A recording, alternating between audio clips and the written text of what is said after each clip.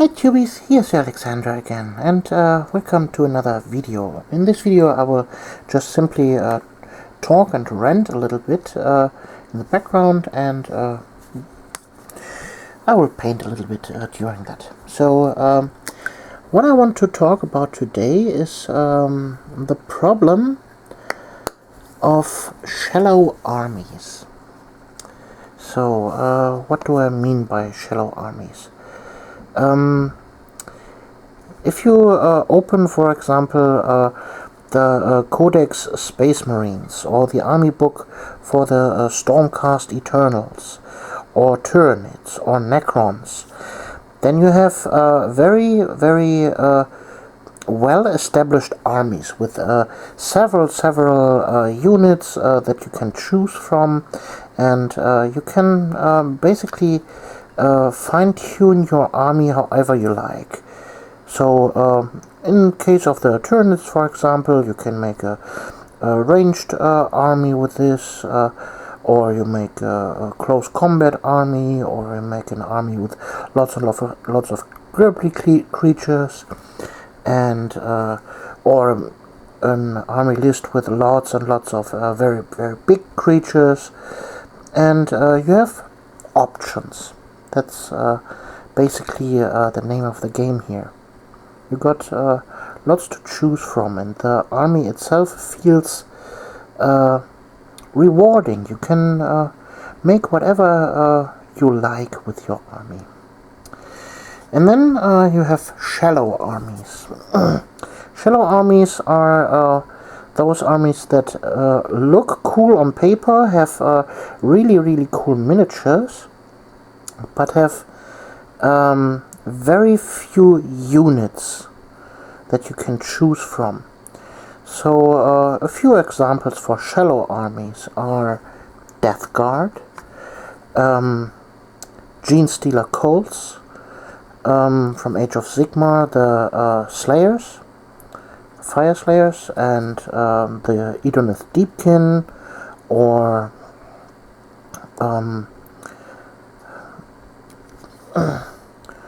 some I don't know how they are called, Luminous Ramlots, that's the one that I'm thinking of. Yeah, and well, some others. You can fill out the blanks here.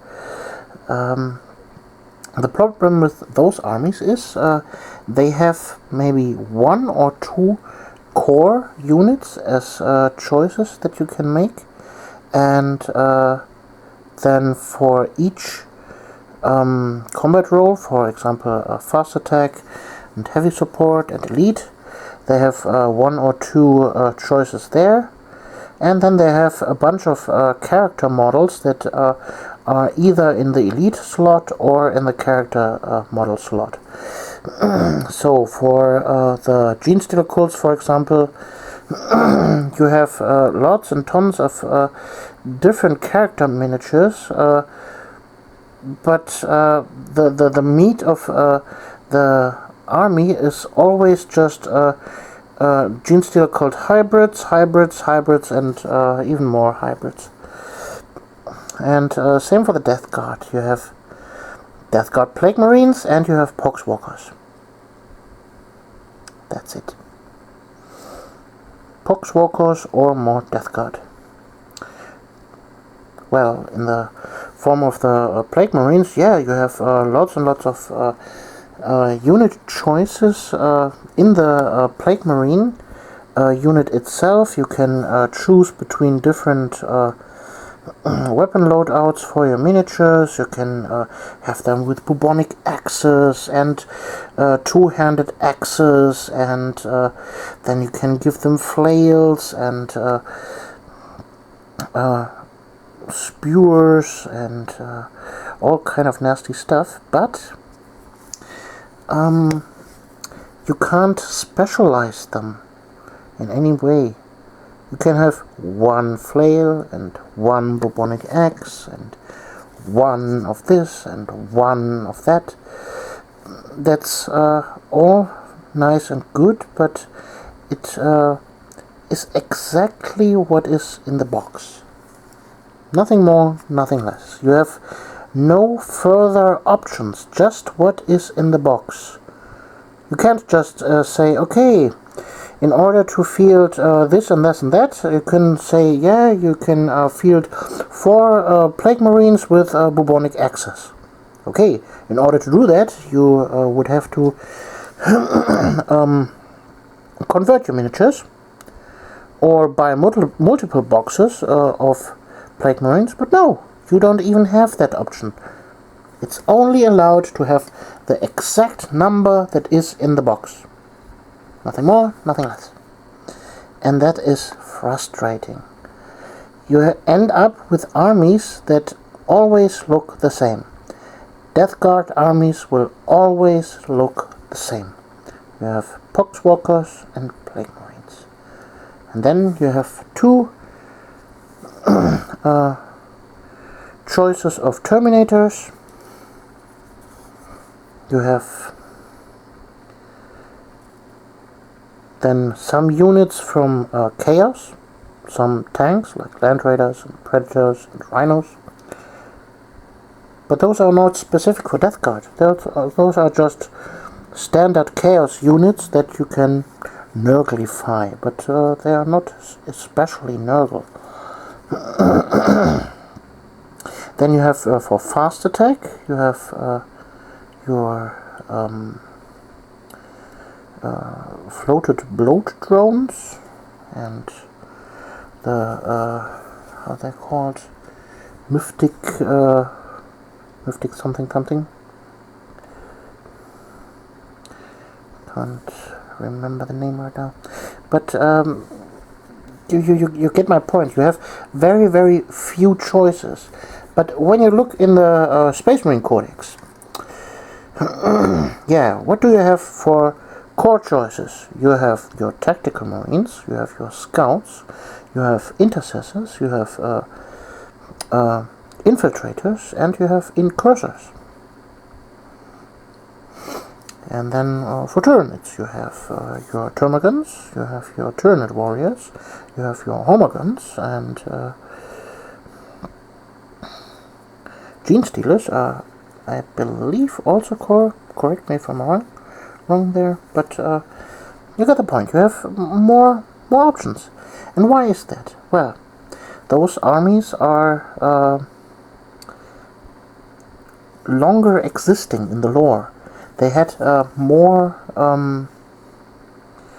releases, and so they get more the chance to get even more boxes out. Okay, I can understand from the GW side. Yeah, it is easy to make an army by just creating one box, and then you're putting in some character models. Those are easier to produce than another box. And well, then you fill in some other slots for heavy support and elite slots and fast attack, each 1 or 2, or in those cases some entries from other codexes. And yeah, then you have an army with very little that you have really to release yourself. You just make a few things, and then you call it an army book. And you can totally field those armies and play with them and have lots of fun. But in the end, those armies look shallow because they are always the same. Always the same kind of stuff. And then you get tournament play where the players discover, yeah, you can spam this and that. For example, for the Death Guard, a long time you had Typhus, who was really good with Poxwalkers, and yeah, then you get army list from Death Guard armies that consists of well, 5 Death Guard Marines, and then 120 Poxwalkers, and 50 Terminators, and well, in the lore, the Plague Marines are supposed to be the backbone of the army, And how many do you field? 5. The absolute minimum. Yeah, that's really sad. But how could we counter that? How could we? Let's just look back in time a little bit. How did GW work that out in the past? Well, you had an army book, and Games Workshop didn't had so many releases. Let's say in the early 90s, you had also just a few miniatures, then a few metal miniatures, and then you had the hobby. You had to create your stuff. For a long time, there were, in all kinds of army books, there were unit entries that were not represented by miniatures. So you had to convert your own miniatures in order to field those units. And this is how the the hobby itself grew. It was a part of the hobby to create your own miniatures, to kitbash your miniatures, to be creative. But nowadays it's only what's in the box. And how can we counter that in the modern day? Well, if by some miraculous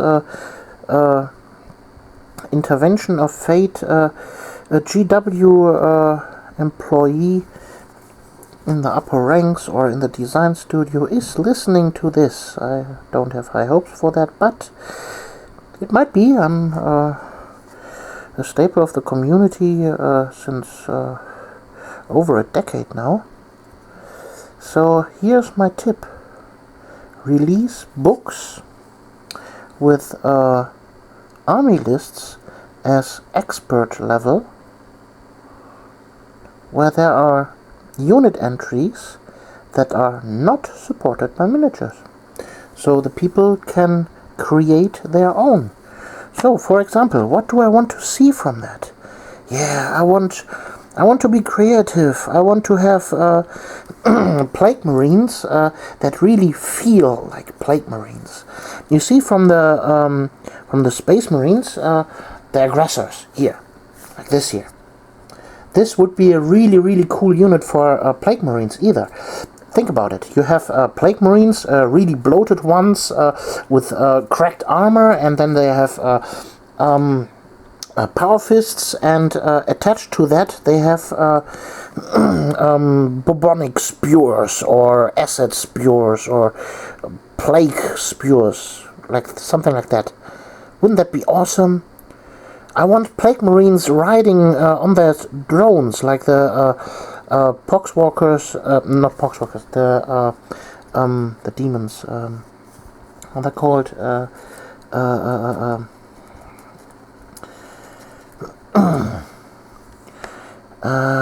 Can't remember. The ones with the one eye.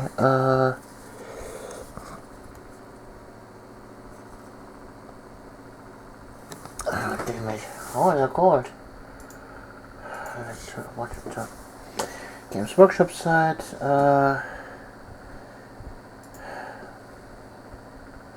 One second. Sorry about that. Chaos demons.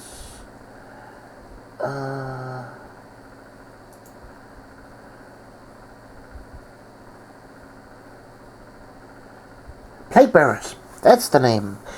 I want Plague Marines riding on the drones like Plague Bearers, for example. Or you have in Warhammer Age of Sigmar, you have Khorne Knights riding on Molochs of Khorne. I want Chaos Space Marines to do that. I want that. Well, we are not sure what the World Eaters release will contain. Maybe we get that unit, but you know what I mean. I'm just spitballing here some unit ideas. So for Games Workshop, it would be totally easy to come up with ideas of really cool units, and you don't even have to produce them. You just have to write the stuff and release them. That's another opportunity for you to make money. You sell books all the time, and you sell them with just point updates here and there, and people will buy them. Well, just give them something to hobby out, to geek out about, to feel the creativity. So for those books, like I said, just call them expert level expansions, like supplements or something like that. And there are then unit entries that you can totally field, but well, you have to go with WYSIWYG. What you see is what you get. Where you can go absolutely nuts with those units. No? Wouldn't that be awesome? And that way you could get away with the shallow armies. Yeah, give us armies where you have only 1 or 2 boxes out. Yeah, don't worry about it. But give us the army lists that we can geek out about and use the hobby part of it, and let's make it awesome. Yeah. That's it for me for this little rant. I hope you enjoyed it. If not, at least I hope you enjoyed the little painting process of me here painting one of my Kitbashed Plague Marines. If you want to know what I did with this, the main body of this Plague Marine is one of the Age of Sigmar Nurgle warriors. Then we have the backpack from Chaos Space Marine from the I guess it's Dark Vengeance set, where the Chaos Space Marines came along this one. Then I have here 2 Chaos Space Marine shoulder pads from very long time ago. Then the hand here is from a from Plague Marines, from the Plague Marine kit. This arm here is also from the Age of Sigmar Plague Knights. Then the front plate here is from the easy to build Plague Marines. I kitbashed a different one where I didn't use this plate, and so I had this over. And this tentacle here is from Thingiverse. I 3D printed it, and well, I drilled a hole in there and filled it in. And the rest is filled with green stuff here. Some of the skin bloating out is green stuff. Yeah, I hope you like this, and well, we see us in the next video. You Alexandra. And don't forget to like, rate, share, subscribe, all the stuff, and hit the bell icon, and all the good stuff, you know that. Do it now. Okay, bye.